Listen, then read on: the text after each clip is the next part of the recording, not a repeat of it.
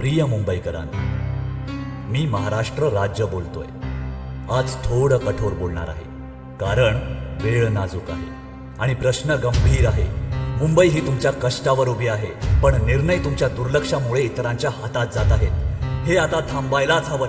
ही मुंबई कुणी आपल्याला दान दिलेली नाही. माझ्या संयुक्त महाराष्ट्राच्या लढ्यात मराठी माणसाने गोळ्या झेलेल्या, रस्त्यावर उतरला आणि प्राणपणाने मुंबई राखली. तेव्हा मुंबई तोडायची भाषा उघडपणे केली जात होती आणि आज तीच मुंबई हळूहळू कागदावर, फायलींमध्ये, निर्णयांमधून राजकारण करून तोडली जाते. आज प्रश्न असा आहे, मुंबई कोणासाठी चालवली जाते? इथे राहणाऱ्यांसाठी की ते फक्त कमावणाऱ्यांसाठी?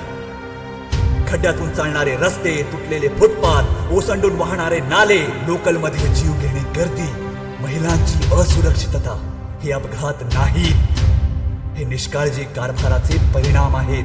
आणि तरीही तुम्ही पैसे घेऊन मतं देता. दारू, साडी, पार्टी यासाठी तुमचं भविष्य गहाण ठेवता.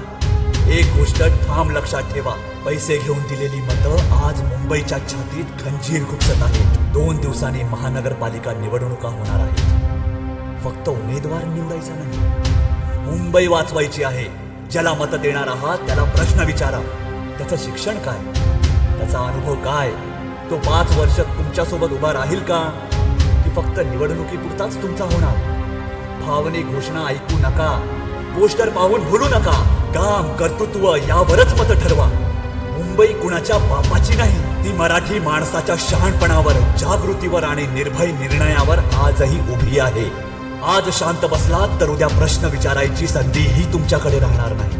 म्हणून सांगतो, जागे व्हा, प्रश्न विचारा आणि ठाम उभे राहा. मुंबई वाचवायची आहे आणि ती लढाई मतपेटीतून जिंकायची आहे. तुम्ही योग्य निर्णय घ्याल व योग्य उमेदवार निवडून द्याल आणि पुन्हा मुंबई वाचवून आपलं अस्तित्व निर्माण कराल. हे मी महाराष्ट्र राज्य बोलतोय. मला तुमच्यावर विश्वास आहे.